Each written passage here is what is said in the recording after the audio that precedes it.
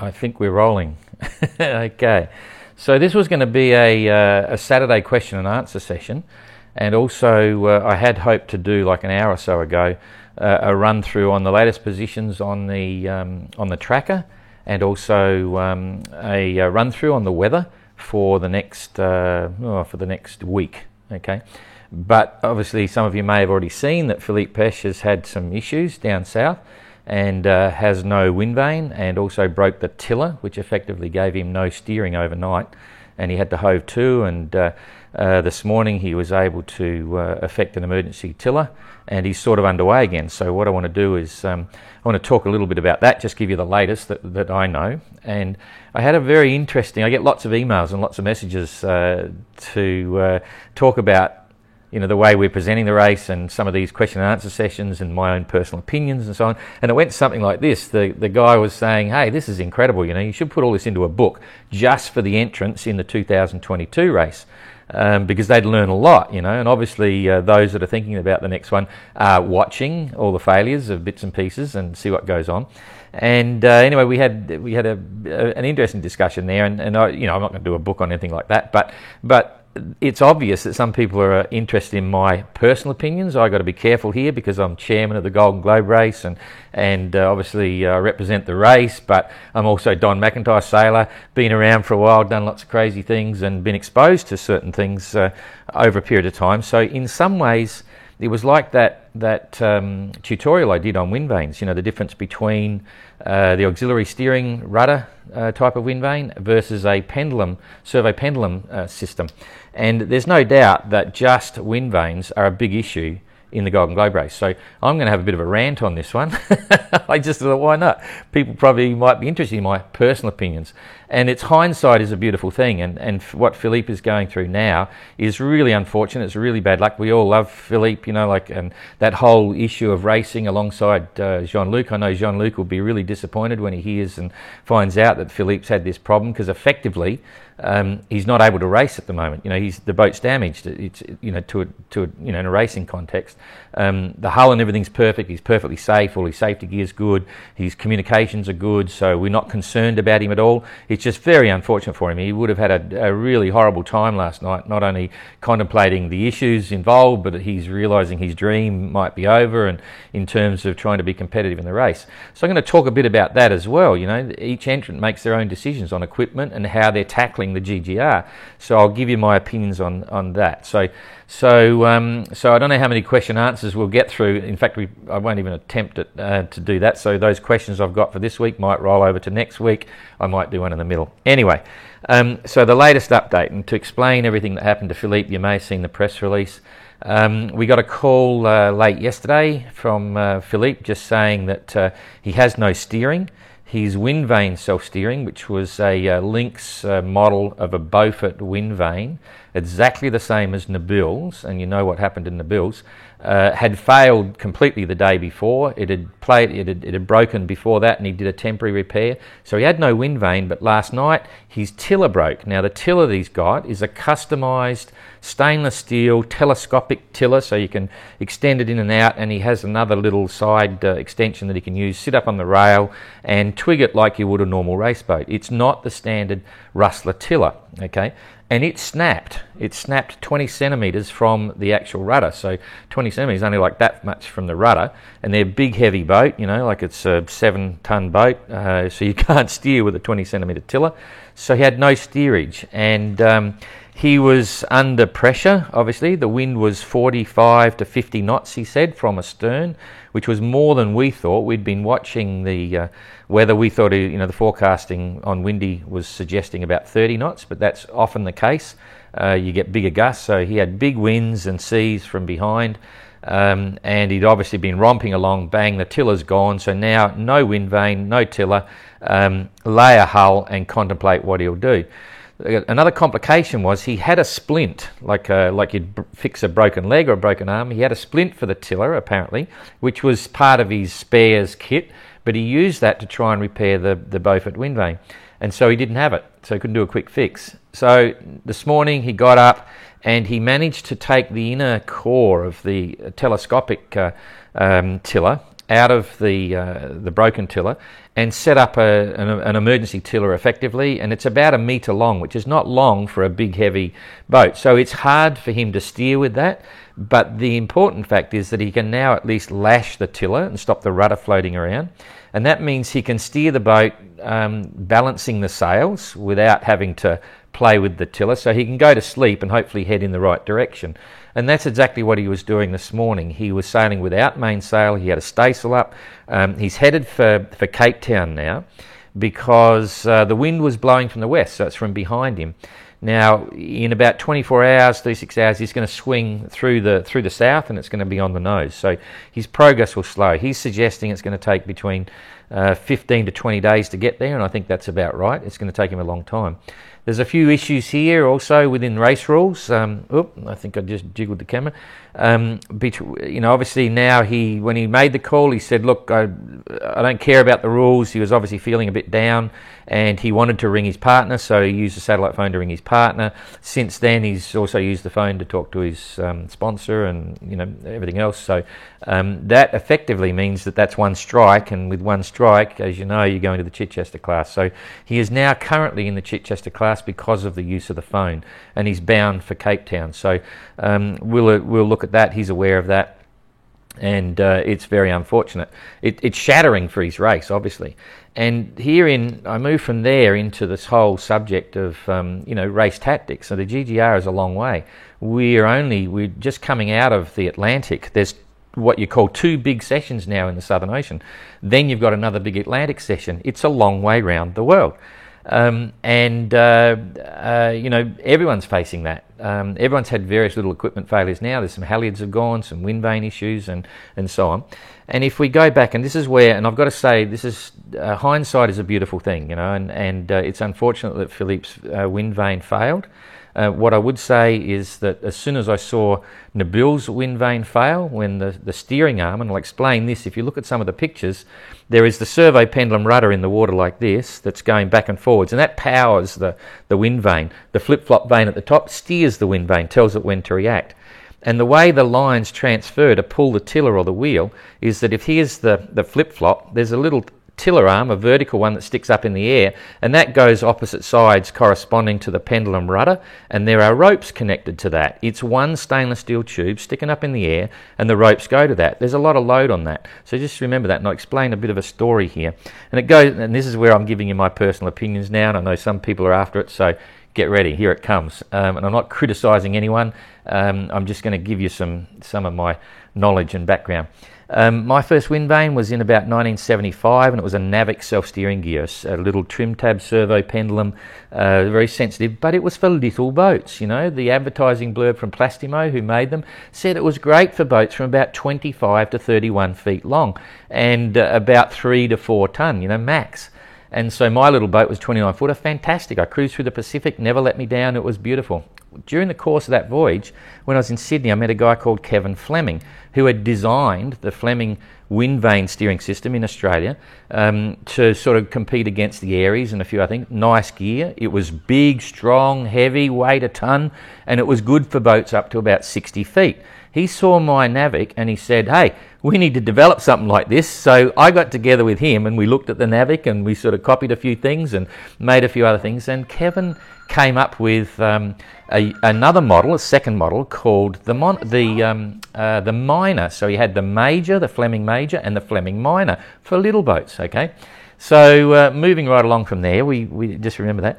We then carry on my sailing career, and one thing led to another. I was involved with some campaigns to beat Chichester's record and Che Blythe's record with a guy called David Scott Cowper, and that then made Nick Franklin of Aries Wind Vanes offer me the Aries Wind Vane agency. So I started selling wind vanes, and it was the Aries, a great unit.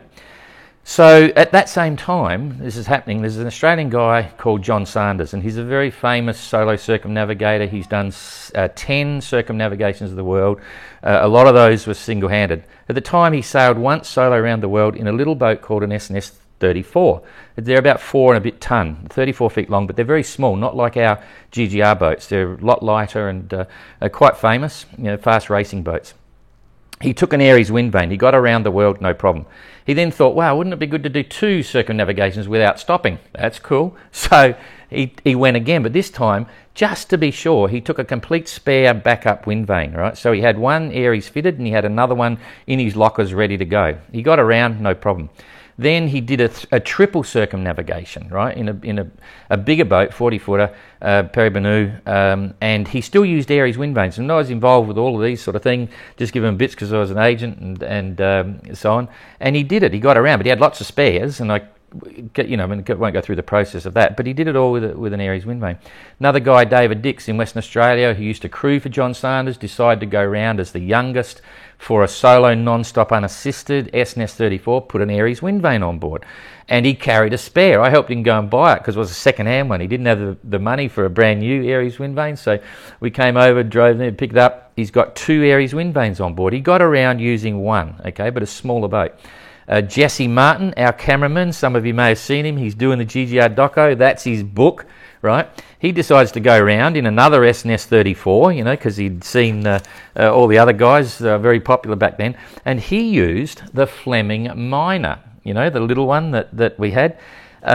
The little one I helped Kevin Fleming get together with, and it went around without any major dramas, but it had at that point also been beefed up a little bit because Kevin could see the market was extending from the smaller boats a little bit further on. Some of the major was so heavy that some of the 35-footers and 40-footers weren't doing it, so he sort of beefed it up and made it a bit bigger.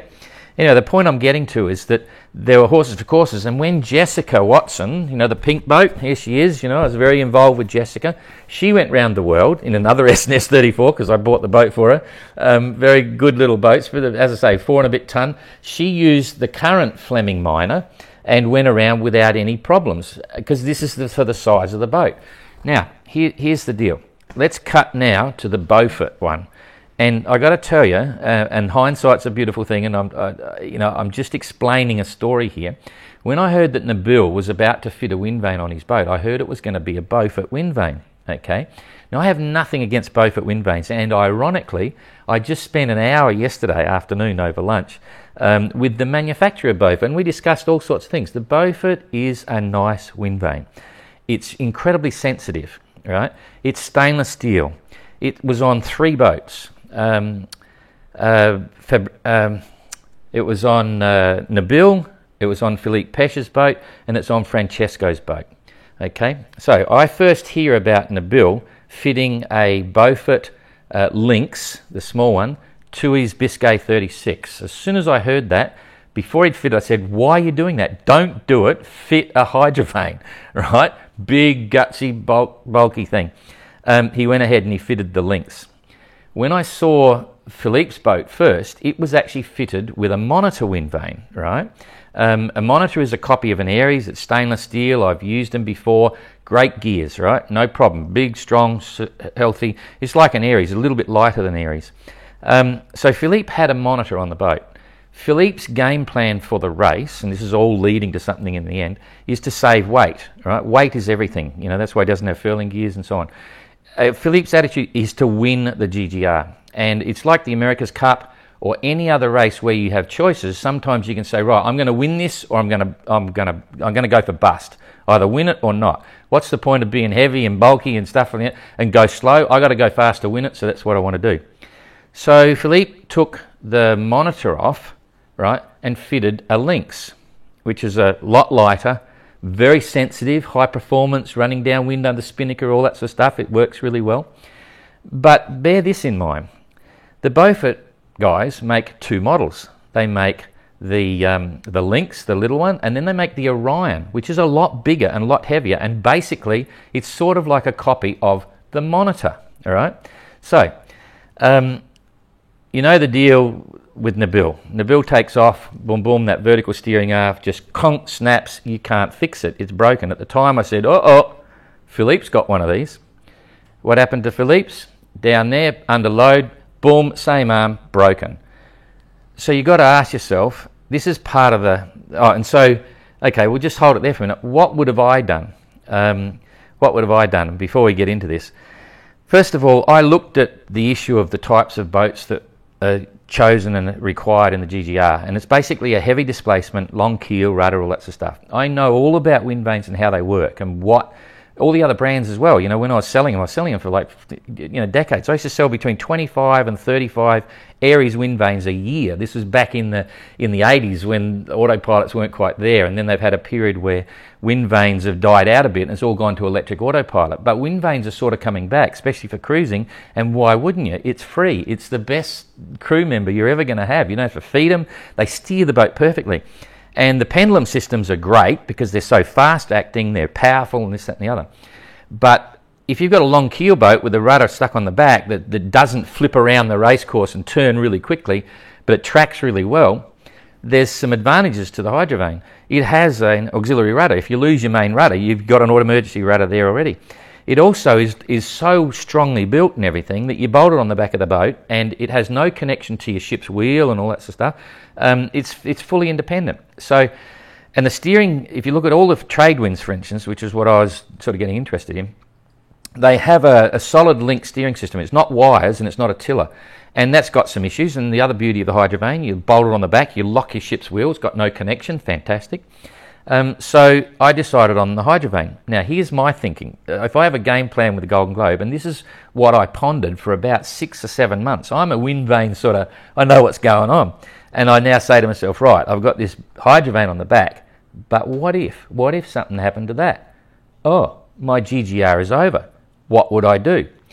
There used to be 2 models of the Aries wind vane. I'm going around in circles here. One was the standard one that you might see now that bolts on the back and it's fixed. But you know, back in the late 80s, Nick designed a new one called the Lift Up, and it was fantastic. Every component would pull apart by pins. You could pull the arms apart, pull the thing out, you twist the whole thing over on a mount, pull some pins, it slides back. You can put it in a locker in like 40, I think it was about 20 pieces, all right? So you could have a complete spare. And I thought to myself, well, I got to finish this GGR. This was my race. Sure, weight is important, but the priority is to finish. So I decided, I didn't make the final decision because everything evolved really quickly and the race started and I had to withdraw. But one of my game plans was actually to fit the Hydrovane in the middle of the trade wind transom. I worked out that I could actually fit an Aries wind vane, a lift-up Aries, the breaker part's not made anymore, on the transom in pieces and just leave the 4 mounting balls there, so that if the Hydrovane ever broke, I could finish. Now that's a huge weight penalty. It was another 25, 30 kilos of a spare wind vane. But that was my mentality for doing the race. The exact opposite of Philippe Peche, because he wants the weight, wants the speed, wants the performance and so on. So we come back now, we've gone full circle there, to Philippe's decision on fitting the Lynx Beaufort wind vane. And this is the important fact. There is nothing wrong with the Lynx. The Lynx is a great wind vane. As I said, it's sensitive, it's this and that. But is it being used in the right application? Would you race a Mini Minor in the Paris-Dakar race? Of course not, because it's going to crack up, right? So you have to make your choices and live with them. And this was also part of the deal with furling gears versus no furling gears. Now, Jean-Luc in the Atlantic Ocean legs now, when no furling gears, say weight aloft, all that sort of thing, was supposed to give a great break. But did it happen? Nope, because Jean-Luc is right there, and they've both been working the same weather, so they've had similar situations. They've both, up until this point, had no real major issues, so, and yet Jean-Luc was already in the lead.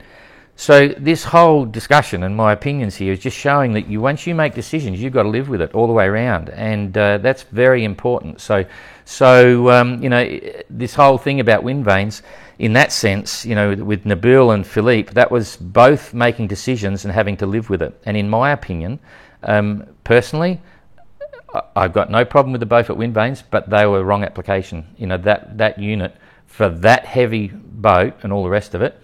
So. Fortunately, Francesco, he's got one out there. Francesco got a head start. He heard about the breakage on Nabil, so did the builder of the Beaufort. So he's come back and they've made a modification on Francesco's before he left. So Francesco could possibly be okay. So at least he's got one feather in his bow to making the decision to fit that particular model of that particular wind vane on the back of the boat. So what's happening to the rest of the wind vanes, seeing we're talking about it? We've still got issues on some of the wind pilot vanes. Now, all of the vanes in the GGR at the moment are good vanes, They work. They've sold lots of them. There's cruising boats going around the world, including with the Wind Pilot. Generically, I wouldn't say there's anything wrong with it, especially if the skipper knows what he's doing and how to work it and how to adjust it. The one thing the Wind Pilot's got is some interesting adjustments which maybe might not be needed. But nonetheless, I wouldn't just sit here and say, oh, well, that's all problems just because of the Wind Pilot. It's a combination of a few things. It's the entrant maybe not understanding it properly, and also possibly some little issues. But you know, again, you make your decisions, and some of that was because, hey, you want a free Wind Pilot? There it is. Jean-Luc had the first problem that I've seen detected on the Hydrovane, and by the sound of it, I haven't got the full story. We might get it on Monday. There is the rudder on the bottom of the Hydrovane fits on a shaft, and that's the rudder that steers the boat. Right? Remember, the ship's rudder is locked. The only thing that connects that rudder to the shaft, so that when the shaft turns, the rudder turns with it, is a shear bolt that goes through the rudder and the shaft. It's at about waterline level. Why is that bolt there? Well, it's there so that when you get into the marina after you've been sailing, you can quickly jump over the side or get in the dinghy or on the marina, pull that pin out and take the rudder off and put it inside the boat.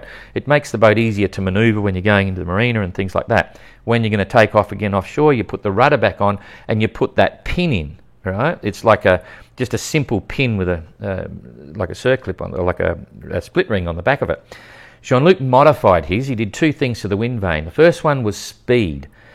The rudder on all the models are the same size, and he's got a smaller boat than the maximum capacity of a Hydrovane. So he cut off about the bottom 5 inches of the rudder, right?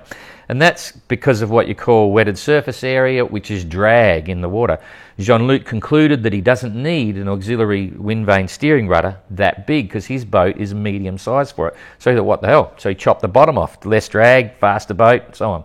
And instead of having that removable pin, which is supposed to be replaced every couple of thousand miles, because most people sailing don't do 2,000 mile non-stop legs, he put a bolt in there, nut and bolt, I'm not sure what type, and excuse me, can I get a drink?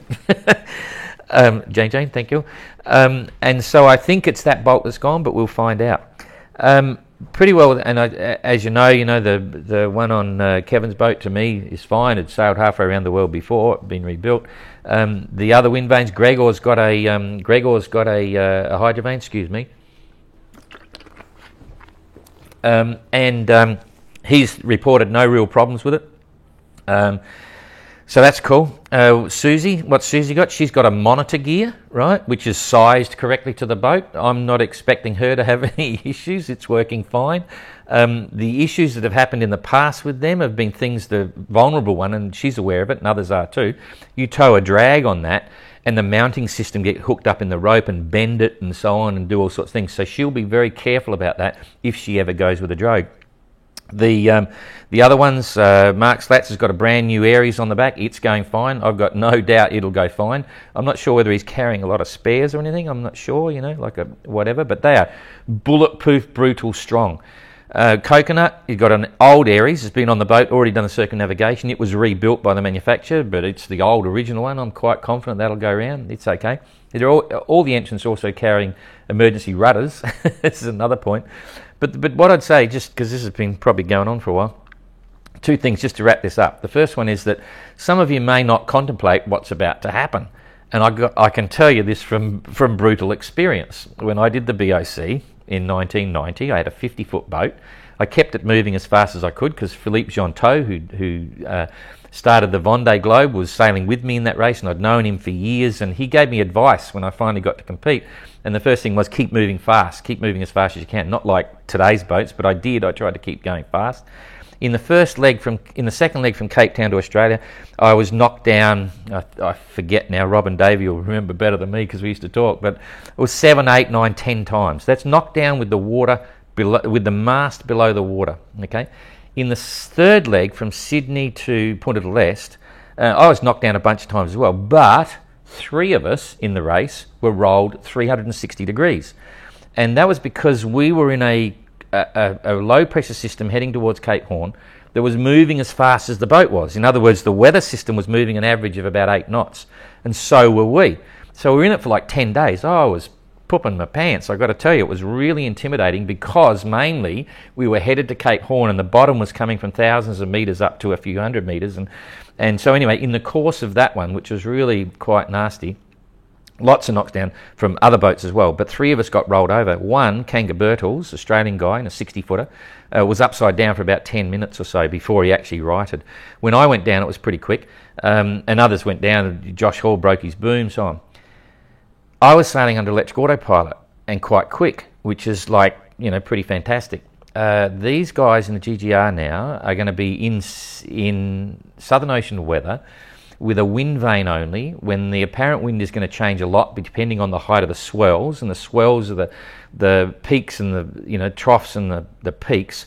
There'll be waves on those swells. They're the bits that are breaking, so you can have a lot of wind up the top, less wind down the bottom. It's going to be hard to control these boats. Jean-Luc says, and he said this to me a few times, this is going to be tougher than the Vendée, than the BOC, than all the ones that he's done, purely because of that fact. There's no electric autopilots. It's just a wind vane. He's exactly right. When Jessica went around, remember, in the little SNS 34 and others, they had electric autopilots sometimes to do those difficult conditions. These boats, I can guarantee you, are going to be knocked down heaps of times. I'll be very surprised if some aren't rolled over 360. The stuff on the back of the boats is going to get hammered, I'm assuming they can take their Wattense hydro generators off and things like that. You've seen nothing yet, I got to say. So, and just finally to wrap this up, Jean-Luc, for instance, he's made some very important decisions that he believes he should make to win the race. He's got a shorter mast, he's taking fewer sails, but he's also saying, I want to finish this thing, but we've got to wait and see. His mast section is tiny. He's done his value judgment on performance based that way. Philippe did exactly the same, and it's really unfortunate. The wind vanes are all the choice of the entrants, and you've already seen how that evolves. So anyway, it's a bit of a rant from me, my personal opinion on what happens, and as I say, hindsight's a beautiful thing, but whenever they make decisions, it's not as simple as you think, and all I can say is it's a long way round. They're going to be out there for 8 months, and we've only just started, so watch this space. One final question and answer. Someone asked me about Ralph-Tec watches. In fact, it was the same guy that asked me about the issue of choices of equipment and how it works, and the other entrants for 22 getting advanced. He asked me, he said, what made me choose a Ralph-Tec watch? The watch story goes like this, that when in 1968, when Sir Robert Knox-Johnson went round and Matesi was there going around, unbelievably, they were pushed for money. You know what Bernard Matesi was like. I mean, he'd use electric light poles for his mast. He had a Rolex, right? Matesi had a Rolex. He never took it off for the entire race, okay? He wore it all the way around. Robert Knox-Johnson, he took a Rolex, okay? And went around as well. And Robin wasn't rolling in dough, but he knew the importance of a really good watch if everything else disappears. You need it. It can save your life, with your position reports and stuff. So I'd gone through all this subject on watches at length over about a year, deciding what was the best value and how would I. I've never been a big fan of big watches. I mean, there's a funny irony to this. But prior to this, I had an $11 electronic one from China. That's how I'd progressed to being good value and a simple watch. But I needed a good watch for the GGR, and I was going to do this, but then it's delayed, but I still need one for 22. All of these watches, this is my Ralph-Tec, WRX, Night, automatic. It's a mechanical wind-up watch. The actual mechanics of them are all made basically by the one company. That's the guts of it, and they're all rated to a series of numbers. You're going to have to Google this when you do it, and it'll tell you how accurate they are. And basically, you've got to pick a certain sequence and you can get it to within a few seconds a day, rated loss and so on. And then after that, it comes down to the case. This is good for like 1,000 metres and stuff. If I ever decided I'd drop the car keys and I needed to get down 1,000 metres. And it's a great watch. There's a lot of them around. A lot of the Vendy guys use them and so on. And so when we approached them, it was more a case of I had no money for a watch like that anyway, and I was hoping someone would come in, and that's what happened. But I would have made a decision on a good watch for 2022, and now I've got one, so that's kind of good. And I'm happy about that. So Ralph-Tec, every decision you make on a GGR has to be thought about. And it has ramifications. So it's fascinating to watch the GGR and how it's forming and all the things that are happening, and watch this space. It's not over yet. They've only just got there. So that's enough. Thanks. See ya.